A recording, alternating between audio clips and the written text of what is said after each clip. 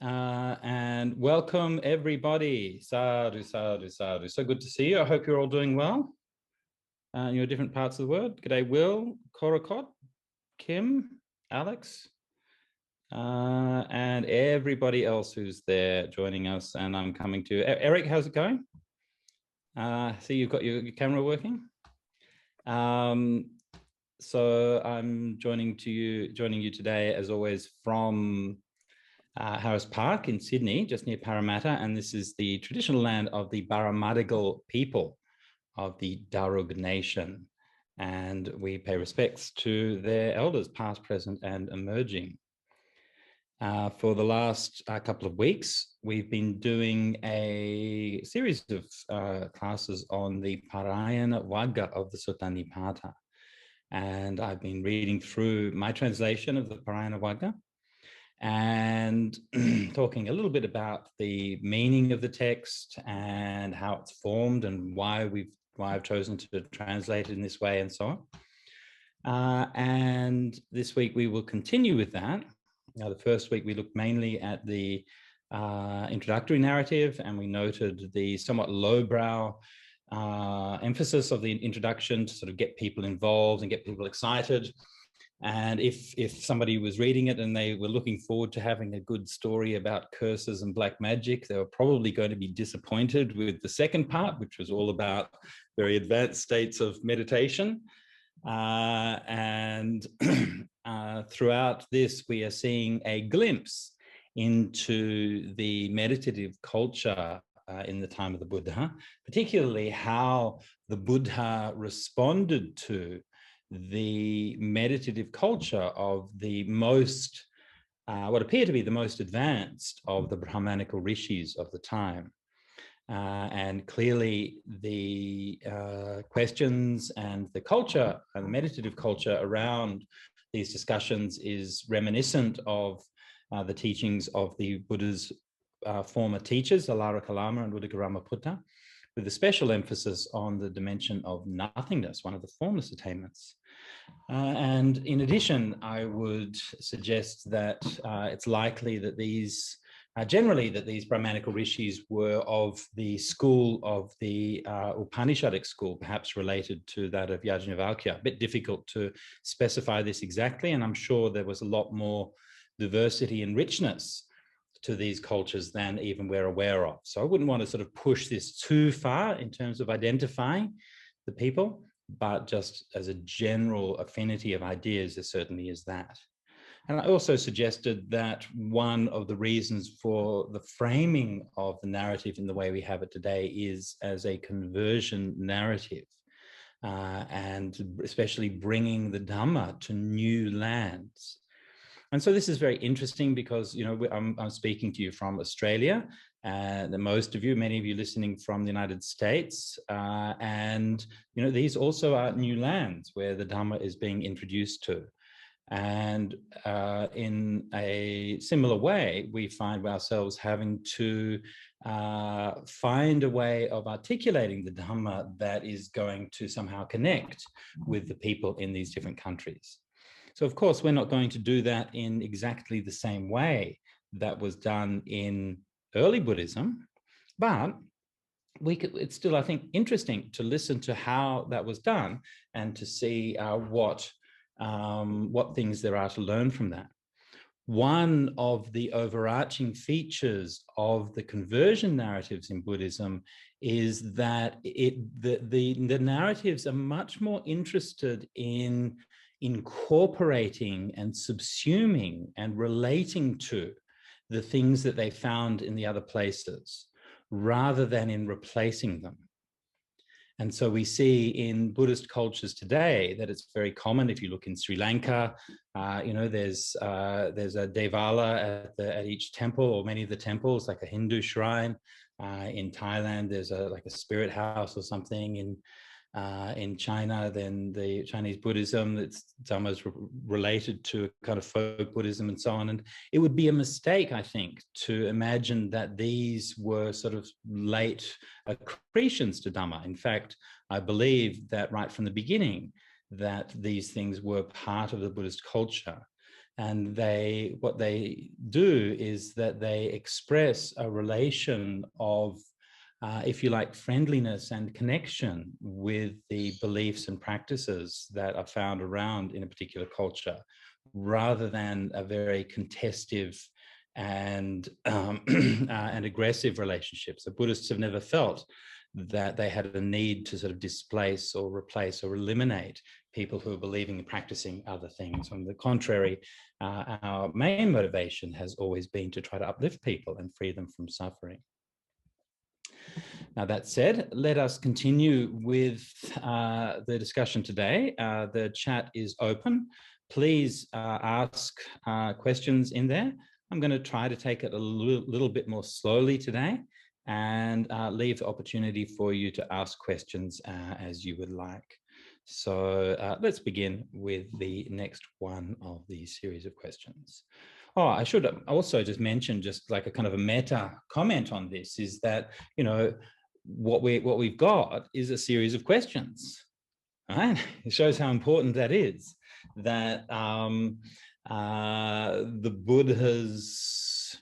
the manner of the Buddha's teachings was shaped by the kinds of questions that people were asking him.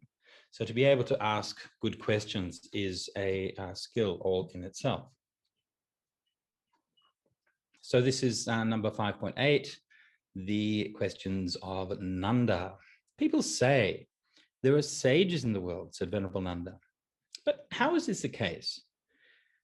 Is someone called a sage because of their knowledge or because of their way of life? Experts do not speak of a sage in terms of view, oral transmission, or notion. Those who are sages live far from the crowd, I say, untroubled, with no need for hope. As to those ascetics and Brahmins, said Venerable Nanda, who speak speak of purity in terms of what is seen or heard, or in terms of precepts and vows, or in terms of countless different things, living self-controlled in that matter, have they crossed over rebirth and old age, good sir? I ask you, Blessed One, tell me this. As to those ascetics and Brahmins who speak of purity in terms of what is seen or heard, or in terms of precepts and vows, or in terms of countless different things, even though they live self-controlled in that matter, they have not crossed over rebirth and old age, I declare. As to those ascetics and Brahmins who speak of purity in terms of what is seen or heard, or in terms of precepts and vows, or in terms of countless different things, you say that they have not crossed the flood, sage. Then who exactly in the world of gods and humans has crossed over rebirth and old age, good sir? I ask you, Blessed One, please tell me this. I don't say that all ascetics and Brahmins, replied the Buddha, are shrouded by rebirth and old age. There are those here who have given up all that is seen, heard, and thought, and precepts and vows, who have given up all the countless different things, fully understanding craving, free of defilements. Those people, I say, have crossed the flood. I rejoice in the words of the great hermit. You have expounded non-attachment well, Gautama. There are those here who have given up all that is seen, heard, and thought, and precepts and vows, and who've given up all the countless different things, fully understanding craving, free of defilements. Those people, I agree, have crossed the flood. All right, so here Nanda wants to ask about the idea of a sage, of somebody who's become free. Now, this idea of a sage, a muni, is I don't know if it's unique, but certainly it's a very characteristic feature of the Indian tradition. And from a very early time, even long before the Buddha, there was somehow this idea in the culture that it was possible for a human being to find some kind of transcendence, some kind of perfection. That it was possible to recognize the chains, the sufferings, the things that are binding us to this world, and through that recognition, by acting in the right way, to become free of them. Now, in a certain sense, that understanding is quite common sense and quite empirical, because we've all seen that happen, at least to some degree. I mean, we've all been subject to some kind of suffering, some kind of being entrapped. And through some way, we've been able to get free of that. Might only mean little things, but still, we have some idea of what that means. But the Indian tradition says that it's possible to do this completely, that this being of entrapment is not inherent to who we are as human beings. In fact, nothing is inherent to who we are as human beings. There's no such thing as having an inherent nature of any kind. And so if it's possible for us to be entrapped, then it's equally possible for us to be freed. So from a very early time, people believed that there were these sages. And of course, not easy to know who is a sage and who is not, who is really freed and who is not. Why do we believe this? Because of their knowledge, because of their way of life. And, you know, these are still similar kinds of criteria that we have today. Right? We don't say that someone's a sage because of their view, because of oral transmission, or their learning, or because of a notion. Now, I'm going to just comment a little bit on these terms here. In terms of view, I might actually revise that translation. Not sure if that view is correct there. I'm going to have to double check that. In any case, normally here, when we have this ditthya sutya jnanena, it means what is seen. Oh, it's ditthya, right. Ditthya. Again, I'm going to have to just review this a little bit. Normally what this means is in terms of seen, what's heard, and what's known.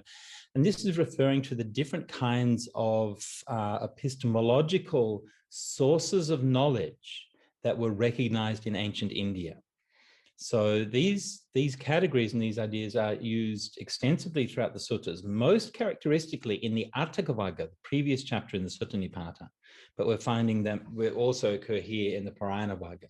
So the vision, we see somebody who's a sage, they look like a sage, they strike us as being one. Yeah. It's still very powerful, isn't it? Very powerful thing to be able to see somebody and to recognize, this is a sage.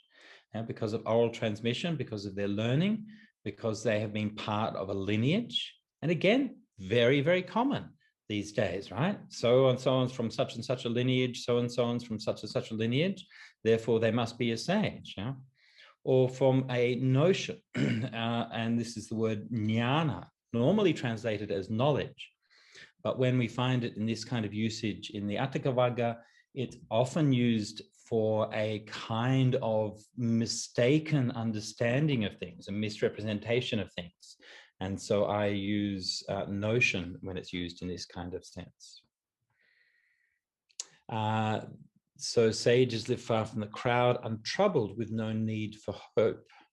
So nirasa. So the word asa is probably the closest word in Pali to what we would have in the sense of hope in English. It's not exactly the same, but it's still that idea that you're not longing to have to realize something in the future because you have already realized it.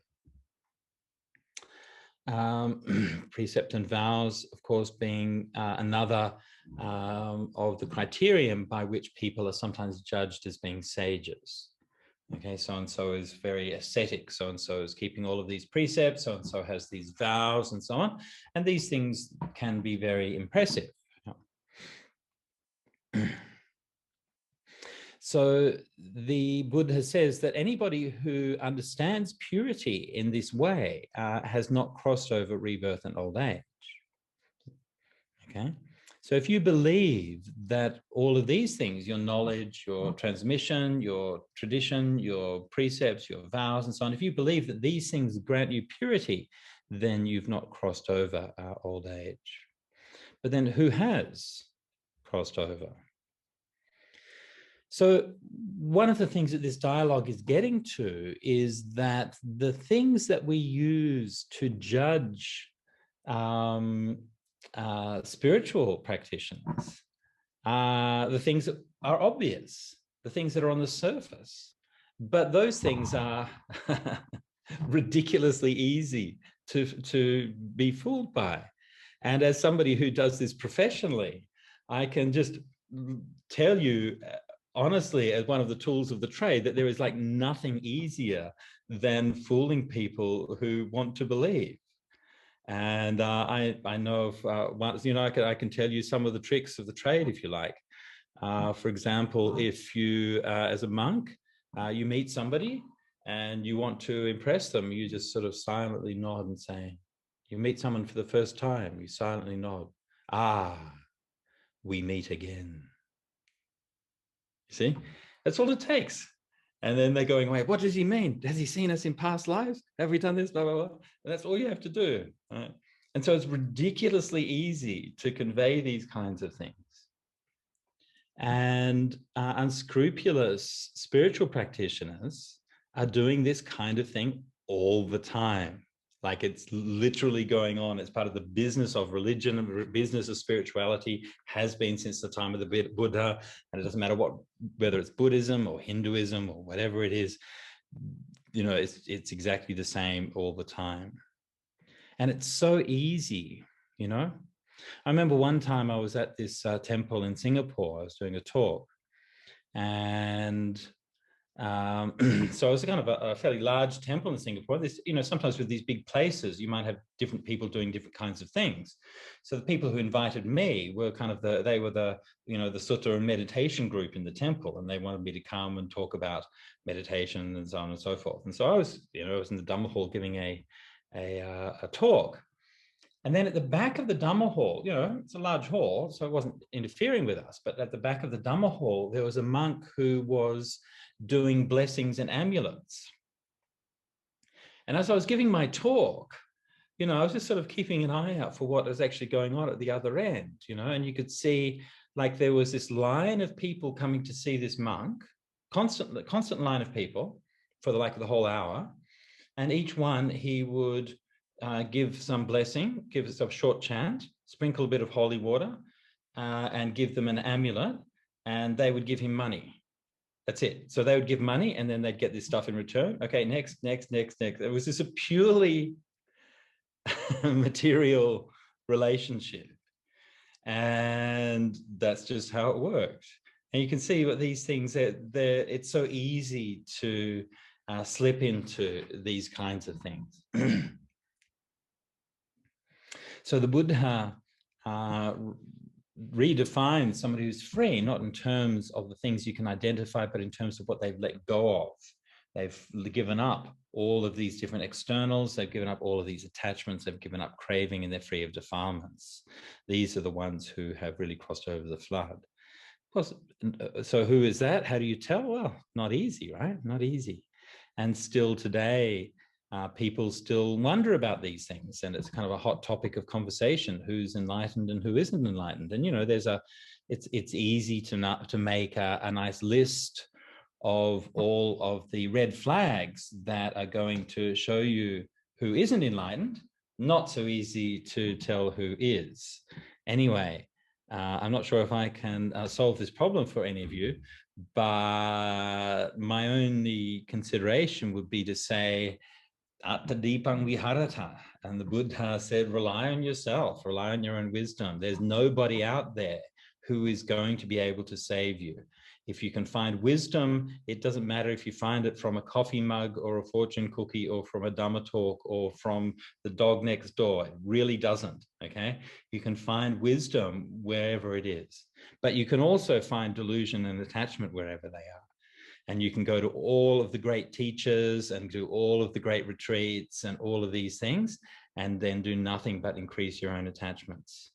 And so just just always try to encourage people, just, you know, learn the Dhamma, learn the simple principles of the Dhamma, and then just try to let go and be peaceful. Yeah, don't be in too much of a hurry. Don't try to skip things over.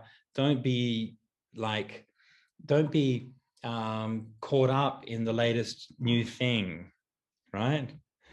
The latest kind of shortcut and the latest kind of method and all of these kinds of things. Yeah. Anyway. Okay, Nancy's asked to have one of these suttas read through in Pali. Oh, that's an interesting idea. Sure. The movie, Kim has mentioned the movie Kumare is about a man who plays at being a fake guru. He's shocked when he succeeds. Yes. Also, Monty Python's The Holy Grail being another one, right? So the Buddha's response there. So to answer Debbie, the Buddha's response there is to talk about whether a sage defines themselves in terms of their purity through those different kinds of things. So a sage is somebody who is pure, but they don't define their purity by those external things. Advice on addressing charlatans. Yeah, not easy. Not easy. There's a great. I was just reading just yesterday the great podcast and so on of conspirituality, which, if you're not familiar with, is really excellent and a really good resource. And I think one of the things to do with these things is to become familiar with the patterns, because usually these things are pretty, like, they're not, you're not like dealing with the upper echelon here, right? I mean, they're not, I mean, it's like, if you'll have sex with me, you'll get enlightened. You're like, I don't know. Doesn't feel like you have to sort of strive for great wisdom to be able to see through this kind of nonsense. I mean, most of it seems like pretty straightforward. Right? So, have your own inner strength. Don't be afraid to check in with people. There are a lot of frauds and pseudo gurus around the place. And stick with the Dhamma and just be cautious. But if we familiarize ourselves with the kind of the means and methods of cultish behavior, then that can be, I think that's really important. Okay, let's go on to another, the next sutta. And I'll try doing some in Pali. Why not? Okay, so we've got a nice short sutta, so I'll read this through in Pali, and you can read the English as we go. Yeme pumbe vyakangsu ichayasma hemako hurango tamasasana ichasi iti bhavisati sabbang tang iti hiti hang sabbang tang takkawadhanang Nahang tatta abhiraming Dwancha me dhamma matkahi Tarnhani ghatanang muni Yang viditva sato charang Tare loke visatikang Idhadikta sutamuta vinyate su Piyarupe suhemakam Chandaraga vinodanang Nibbana padamachyutang etadanya yaye sata dirtadhamma bhinibbuta upasanta chate sada tirna loke visatikanti. So there you go. There's the Hemaka Manavapucha in Pali for you. All right, so hopefully you were reading along with that.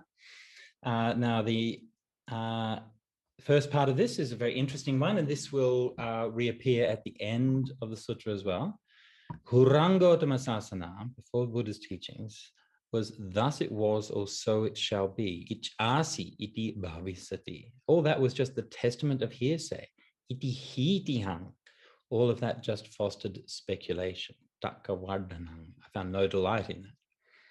So Hemika here, Hemika has come from a Brahmanical background where, studying under one of the great sages of the time, and he has no doubt devoted a large amount of his life to studying the Vedas, probably studying Upanishads, listening and studying to, I don't know, probably a lot of traditions that have been lost and we don't know anything about.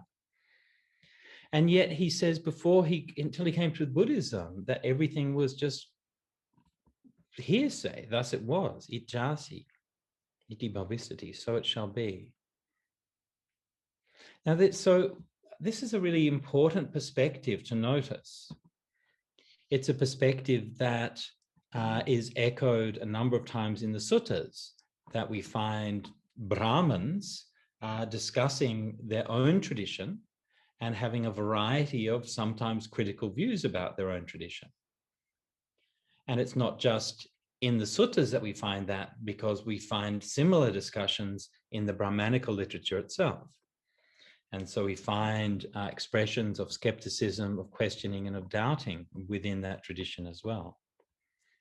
So it's really important to bear in mind that when we speak of a tradition, whether Buddhist tradition or other traditions, that we're not talking about a monolithic block of people who just uncritically accept everything that's within the tradition. I mean, clearly, Hemaka found something worthwhile, you know, perhaps the lifestyle, perhaps his companionship, perhaps the support for meditation. But there was something at a root level which was really dissatisfying about what he had encountered within his own tradition. And of course, that sense of missing and that sense of longing for some meaning is, of course, we find that all around us today. I'm guessing, probably, most of you have been through something like that. Certainly that was the case for me, that when, you know, you come to Buddhism and start reading Dhamma, practicing Dhamma and so on, that you begin to, for the first time, realize, oh, this is something that's talking about experience. It's not just a theory, it's not just a speculation. It's actually about the reality of how I'm living my life. And it's given me a capacity to be able to live better and become a better person. So these that spirit of inquiry and that spirit of questioning, that disillusionment with where you come from, and that feeling of recognition, almost like coming home to Buddhism, this is something that we'll find recurs in the Pārāyanavagga, especially in the last chapter.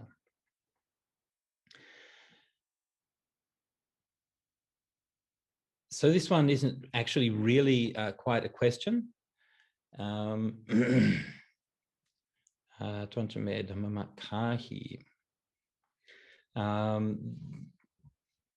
the Buddha here is kind of an implied question.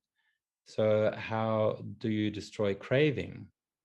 The removal of desire and lust for what is seen, heard, thought, or cognized here. Ditta, sutta, mutta, vinyata. And once again, we find that similar list we saw in the last set of poems. You may have noticed when I was reciting it that this particular line is hypermetrical. So they're usually 8 syllables, 1, 2, 3, 4, 5, 6, 7, 8, 9, 10, 11, 12. So 12 syllables as opposed to the normal 8 syllables. So I'm not quite sure what's going on there. Perhaps, I won't speculate too much, but just to notice that particular line is hypermetrical. It sounds a bit clumsy when you're reciting it. Yang viditva sato charang tare loke visatikang idhadikta sutta mutta vinyatesu pirupesu hemaka. So it's kind of noticeably quite longer and different rhythm. Okay, for today. So today, another interesting question. Yeah, an interesting question here, subtle one. In whom sensual pleasures do not dwell, said Venerable Todeya, and for whom there is no craving, and who has crossed over doubts, of what kind is their liberation? Right? Okay, so the Buddha is talking about all of these things, which are like the qualities of an enlightened sage, right? So they've let go of all their attachments, and they don't have any more craving, they crossed over their doubts, all of these things, that's fine. But then what is that freedom? What is that state of freedom that you're talking about? What do you actually realize as a result of that?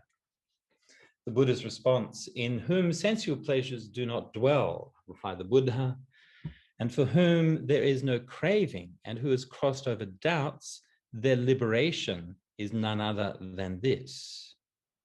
Vimokho tassa naparo. Yeah. So this is a slightly tricky translation. Another possible reading would be their liberation is one from which there is no return. But I don't think that's what the sense is there. The point that the Buddha is making here is that there's not like another thing which is the liberation. It's the freedom from those things that is itself the liberation. So again, to contrast with other metaphysical or religious systems, where you might say, well, I will become free of my worldly attachments and then I will achieve union with Brahma. And so for Buddhism, it's that we become free of those attachments, and it's the state of what we call nibbana is not like a separate state that you go to when you're free of attachments. Nibbana is simply a word that we use to describe that state of freedom from attachments.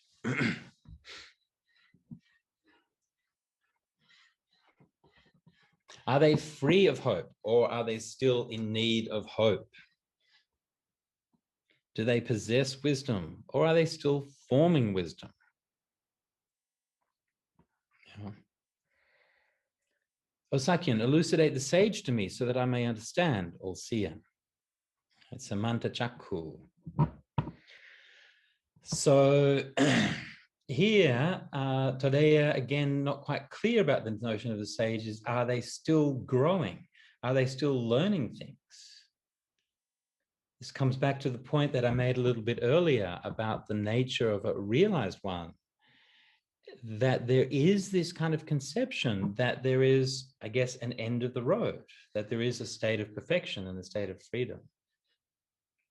Normally, of course, we think as human beings that to still have hope, to still be looking to the future, to still be longing for better things is part of our nature as humanity.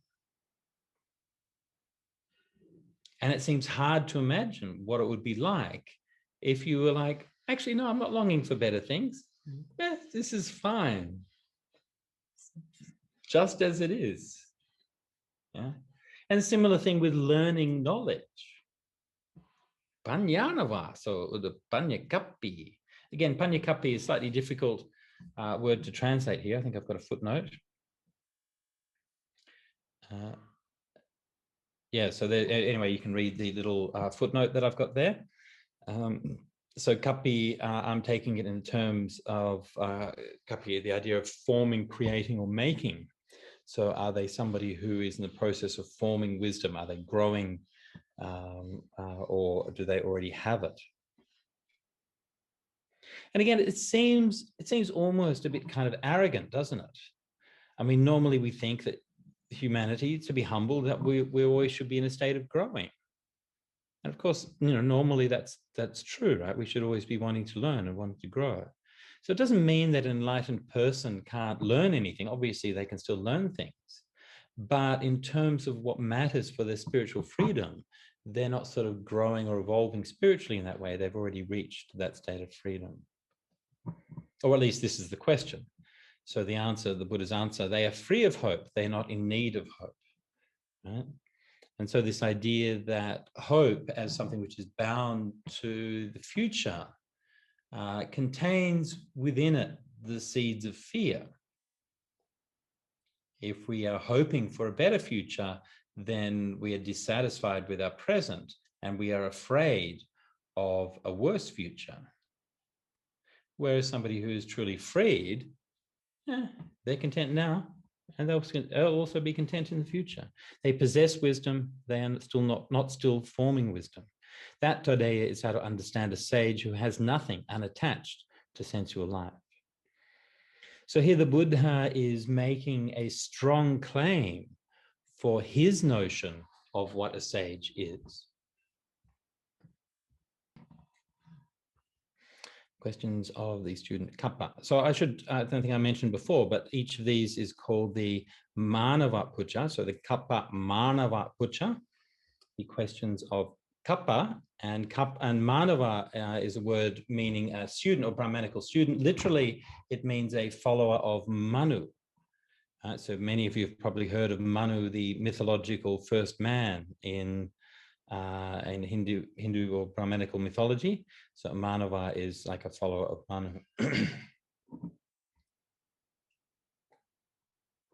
All right. Now, Kappa's questions are less philosophical, more existential. For those overwhelmed by old age and death, said Venerable Kappa, stuck midstream as the terrifying flood arises. Tell me an island, good sir.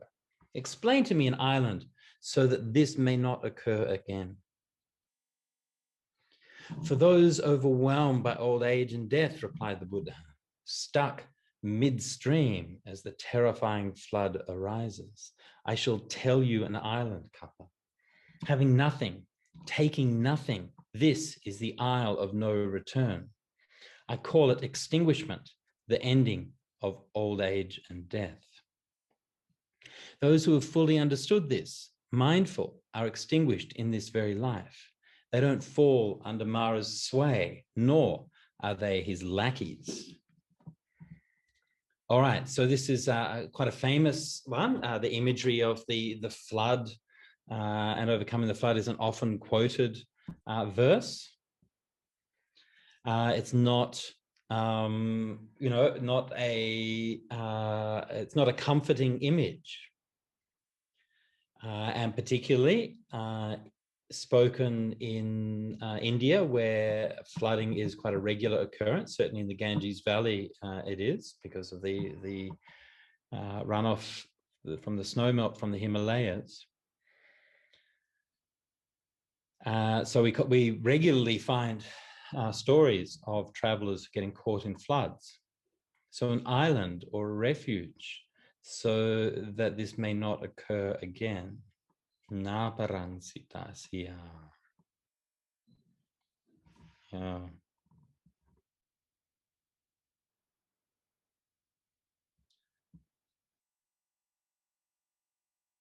One of the characteristics of the Buddha's teachings and the way the Buddha responds to people is that he doesn't minimize or dismiss their fears and experiences. And sometimes when we're put in this kind of situation, our sort of compassionate response might be to think, oh, well, we need to comfort somebody. We need to say, oh, look, they're there, it's okay, it's not really that bad, you'll be all right, I'm sure everything will be okay. And so we give these kind of comforting words when somebody expresses a state of terror, depression, anxiety, fear, and all of these overwhelming emotions which people have. And so one of the problems there is that when we give people sort of generic words of comfort in those circumstances, we're not really hearing what they're talking about. In a sense, we're implying, well, you're going through a bit of emotion now, and just calm down and everything will be okay. And look, obviously, there are plenty of occasions when that's a perfectly, fine, valid way to do it, But when the Buddha is responding here, you notice that he's not minimizing Kappa's experience. Kappa is clearly expressing this existential fear.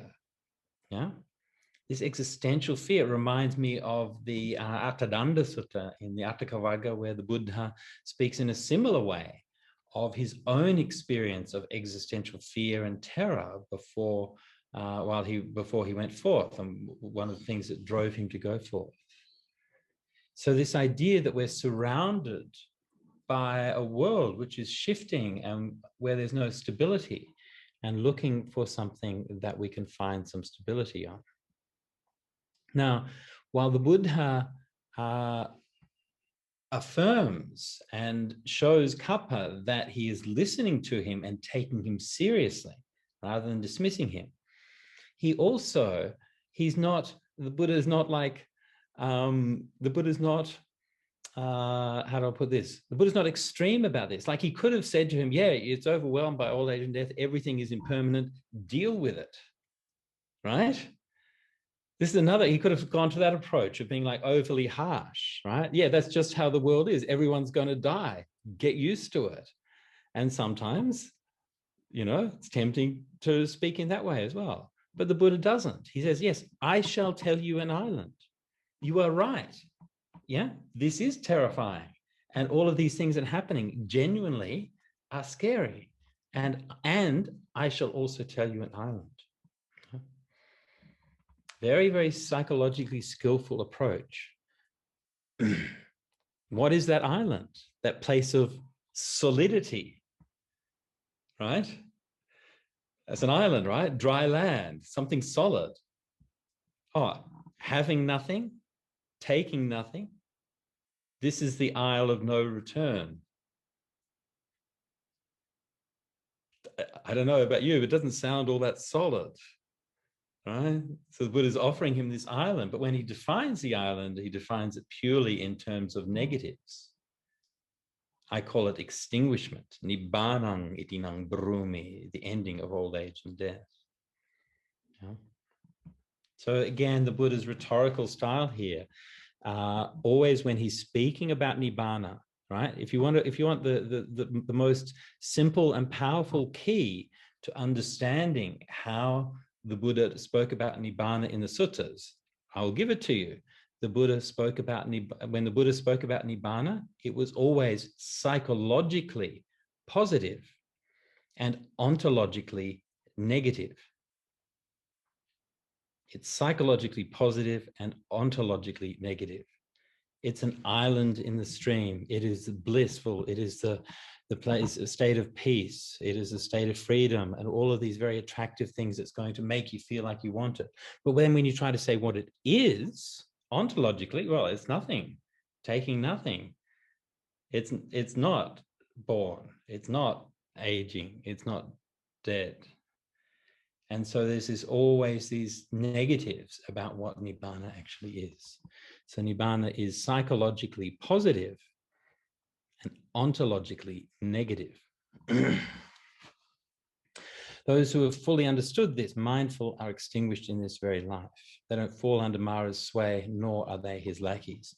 And again, just a sort of a passing note, I guess, but it's always interesting that how often mindfulness is mentioned throughout these verses and throughout the suttas. Always. I mean, of course, there are plenty of other virtues and so on which are mentioned as well, but that simple practice of mindfulness that we all try to do, right? And we all try to practice mindfulness. We know what it is. As we're sitting here, I hope we are being mindful of our posture, being mindful, trying to be present, being mindful of our mood. And that simple practice of mindfulness, again, here the Buddha is saying is characteristic of somebody who's freed from old age and death. Okay, so I've got a few comments here. Thanks, everybody. Korokot says, seems to go in the direction of the nature of liberation. That is very true. Eileen says, having nothing, taking nothing seems to advise us to let go of possessions as we age. Yes, definitely. And so those words are, they do have that dual meaning. They definitely mean like having no possessions, as well as letting go of attachments. Yeah. And as we get older, it's easy to accumulate stuff. But perhaps more and more important to be able to let go of things as well. So Josh says, is extinguishment the go-to translation of choice for nibbana and insights into this choice? Yes, well, that's how I translate it. There are obviously a number of different translations. Extinguishment's a pretty literal translation. I usually use extinguishment, although I sometimes waver with quenching, and I use that occasionally. That's K.R. Norman's translation. So these are both fairly literal translations. The main metaphorical basis for the idea of Nibbana, of course, is the going out of the flame. We saw that last week with the questions of Upasiva. And so many times that idea of Nibbutta being the going out and the extinguishment of a flame. In just a sort of a note on translations, in my translation project, I decided to try to translate every single word into English rather than leaving technical terms and so on in Pali. And one of the reasons for that is because words have meanings that are not, like Pali words have meanings that are not necessarily the same today as they were then. So even like a word Nibbana is such a pregnant term, right? You can leave that word in there. Everyone knows you're talking about Nibbana, but what everyone understands Nibbana to be, of course, can be very different things. Another good example of that is the word bodhisattva. And if you Google bodhisattva, it will tell you the meaning of bodhisattva is somebody who delays their own enlightenment for the sake of all sentient beings. Whereas in the suttas, the bodhisattva is specifically somebody who goes forth from home in order to seek their own enlightenment. And so it's actually quite a different kind of meaning. So this is why I always try to translate everything rather than leave it in the Pali. Eric asks, is the psychologically positive only applicable to Nibbana with residue? I wasn't really meaning that Nibbana itself is psychologically positive. It's more talking about the way that it's talked about. So it's talked about in a way that's attractive, right? That makes you think, oh, that sounds good, yeah? Draws you in, yeah? So the Buddha has this kind of way of drawing you in and then pulling the rug out from you when you're there, right? Oh, yes, that sounds good. It's blissful and it's safe and it's happy. Oh, there's nothing there. Whoop, and then you're, oh, okay. So that's more the it's more talking about the manner in which the Buddha discussed Nibbana. Mike mentions that the simile is a little confusing. He would have thought Nibbana was the far shore and an island would be just a temporary resting place. Of course, that comment by Mike having far more poignancy given the fact that he's writing from New Zealand and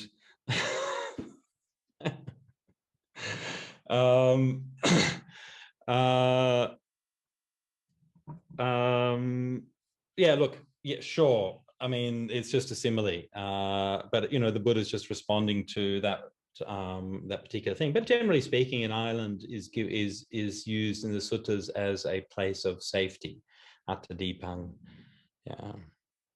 Having nothing. I wonder if having nothing, taking nothing speaks to the culture he's addressing. Yeah, I'm sure it does. And I mean, remember that akinchana, the same word, was used in the introduction of Bhavari, right? So his teacher was described as being a Brahmin who had nothing. And so through the whole thing, it has actually those different meanings, having no possession, also the meditation on nothingness, and here also of Nibbana as well. So clearly it was an important word, it's an important idea for these particular Brahmins. Okay, so let's go ahead and we'll read one more set of questions before we wrap up for today. Okay, so this is the questions of Jatukani. Hearing of the hero with no desire for sensual pleasures, said Venerable Jatukani, who has crossed over the flood. I've come with a question for that desireless one. Tell me the state of peace, O natural visionary. Tell me this blessed one as it really is. Bit of a comment here. The exact sense of the unique term sahaja netta is open to interpretation. Surely Norman's omniscient one following the Udesa is not right. So the term here is sahaja netta. Netta meaning one who sees, like a netta being an eye. Sahaja is an interesting term. Saha meaning together, ja meaning literally born. So sahaja meaning born together. So the visionary one born together. But sahaja is also used in the sense of being something which is nature or natural. So I've translated as natural visionary. And you know that, but that idea of nature as being sahaja is also, I think, quite a nice idea, right? So it's the idea that nature is something where everything is born together, everything arises and is dependent on.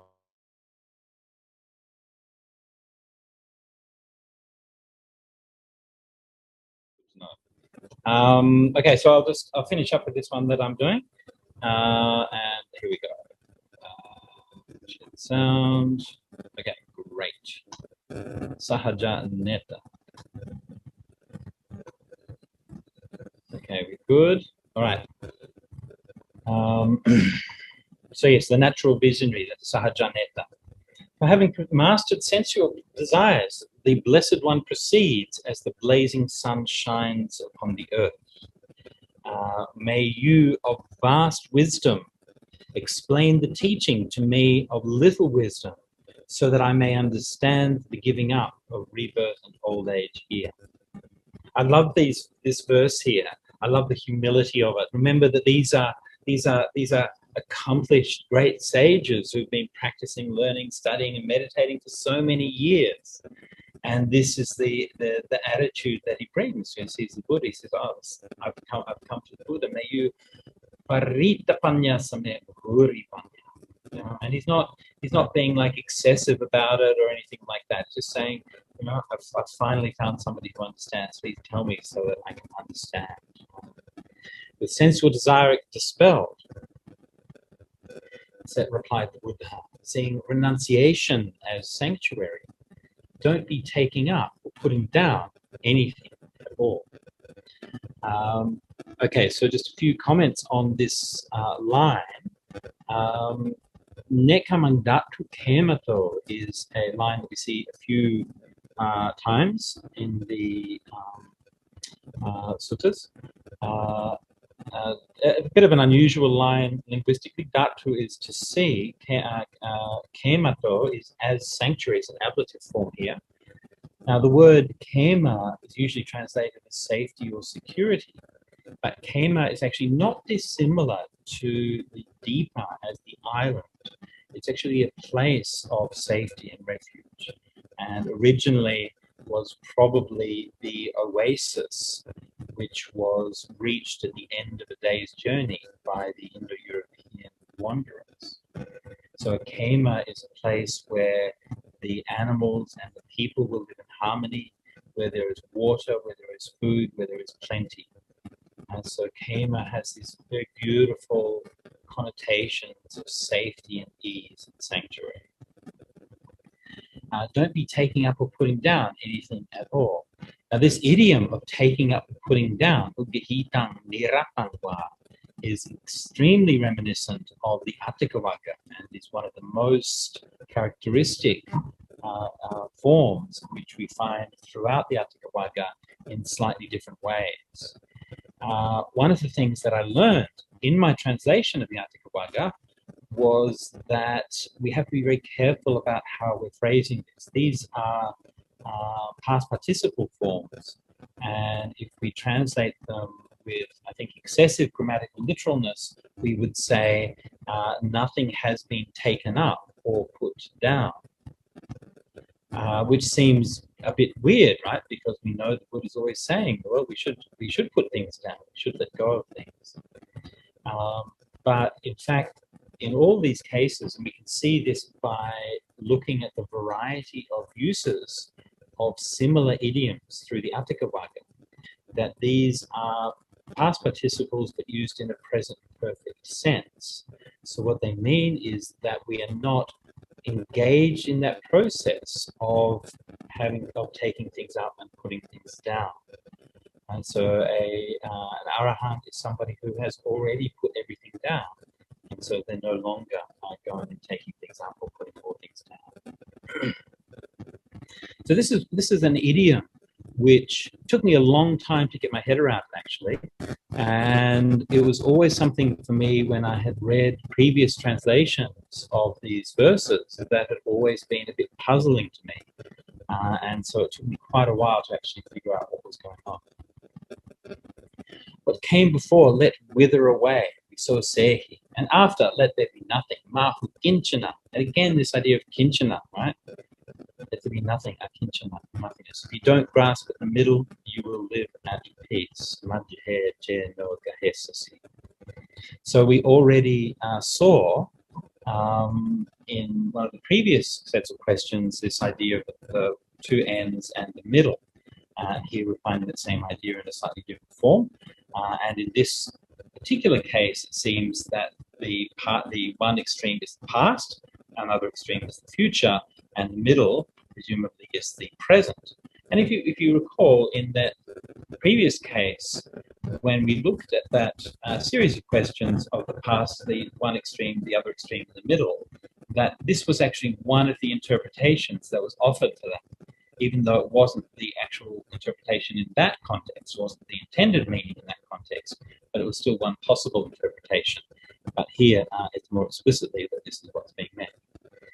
One rid of greed, Brahman, for the whole realm of name and form, has no defilements by which they might fall under the sway of death. Asavasana vijanti ye himachu vasante. So again, notice the use of the term name and form, nama rupa. Many of you will be familiar with the concept of nama rupa as it's spoken about in Buddhism, but I think it's really important to bear in mind that it is in fact a Brahmanical term. And we'll find it a number of times through the Pārāyanavagga, a number of times in the Upanishads. And so clearly it's a case where the Buddha was adopting and responding to that Brahmanical usage. And in this kind of case, I wouldn't sort of insist on a particularly technical understanding of what name and form means. In this particular case, really what it means is just that whole world of phenomenal reality, everything that we know and see and experience and think of and name, and this whole kind of world of appearances that we're surrounded. All right. Approaching near the end, I'll just see if there's one more question here from Josh. Let me just have a look at this before we wrap up for today. Can the names of any of the questioners be translated, or are they kind of like American names, not really having much apparent meaning? Or English names even, perhaps. But anyway, wonder if the term where internet connection was lost, when internet connection was lost, that's the sahaja neti, alludes to understanding the relationship with seeing objects of sight and contact. Yeah, I'm not sure. Like I said, it's a bit difficult to nail that one down. Although, I mean, the interesting thing is that it was spoken to the Buddha by Brahman, so it does suggest that it perhaps was one of those very many terms, epithets, that are used in the culture. It's hard to say. If the theme of taking up or putting nothing down speaks to the theme of no thingness, or that when you're talking about the meditation on it, I think it can do. Although in these cases, it's more talking about Nibbana. But just to come back to the point about the names, it's actually quite common in Pali that names will be more of a kind of epithet than they are really in English. So the names have that kind of they retain more of the sense of the meaning of them. And in a number of cases, it's quite common in Pali that names are given which are clearly kind of back-formed as an epithet from the story that they're attached to. And a good example of this is the various Bharadvajas which we find in the suttas, the Bharadvaja being a common Brahmanical name. And it seems to be used as a kind of a generic term for Brahmins, and then attached to the kind of thing that we find them doing. So, for example, if you have a Brahmin who's yelling abuse, then they're called Akosaka Bharadvaja, the abusive Bharadvaja. If they're doing a fire ceremony, then they are Agika Bharadvaja, the Brahmin Bharadvaja doing a fire ceremony, and so on.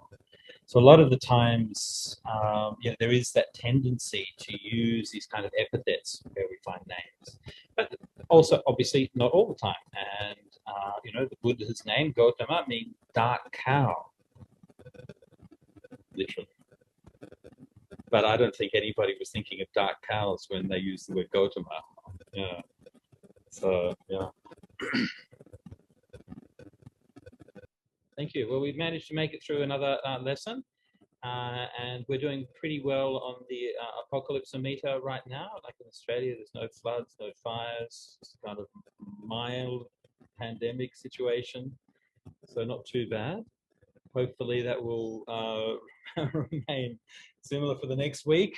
Hopefully the world won't completely come to an end before we can have our next class. I mean, look, if the world's going to come to an end, we might as well study Dhamma and practice Dhamma, right? I mean, what else is there to do? So I hope that you all stay well, and I hope that you all find something of usefulness and some wisdom, some joy to find from the Buddha's teachings.